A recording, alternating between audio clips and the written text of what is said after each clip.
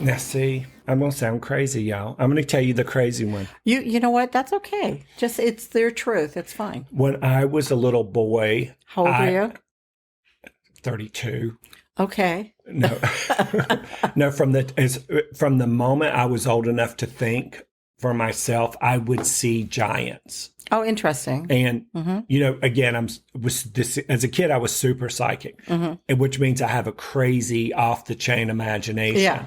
They're not the same. I just happen to be super imaginative and super psychic as a kid. Yeah. Which was like a raw nerve, and I didn't know nothing about anything other than I was seeing crazy stuff. Well, you had no one to talk to about it. That's right. That's really what I couldn't it was. go to my grandma. Yeah. I know you listen. And then?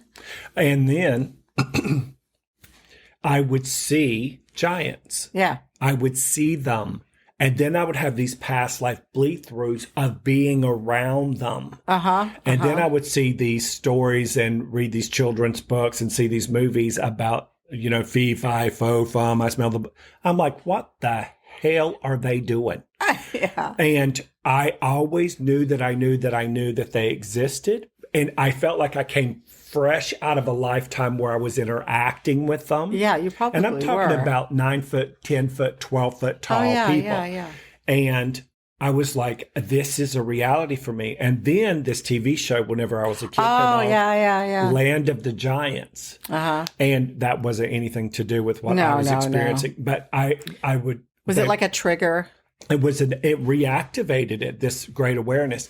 And I always had that experience until I was about 10 or 11 years old.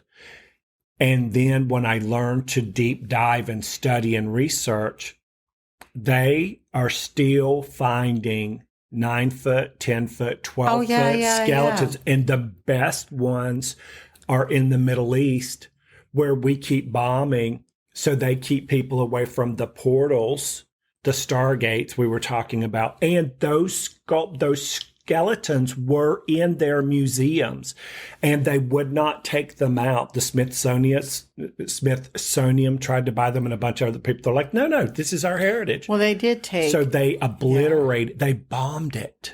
Oh, interesting. But the skeletons are now. So what I thought was make believe was an authentic past life bleed through that I knew was real, and then I was taught it was make believe through school. And now in the last 10 years, it's like they're real. There's a lot of stories about it. I mean, if you watch Gaia, they talk about it. I think on National Geographic they talk about it. You know, I think it was like the 1800s.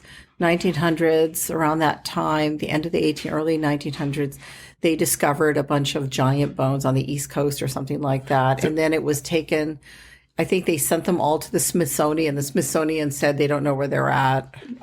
Interesting. We're coming after you, Smithsonian. Don't think for a second. I'm sure the Rothschilds had something to do with it. Whatever.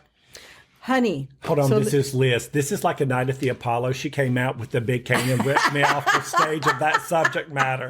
She's like, whatever. No. So but I think I really believe that was a trigger, that you probably did have an experience with giants.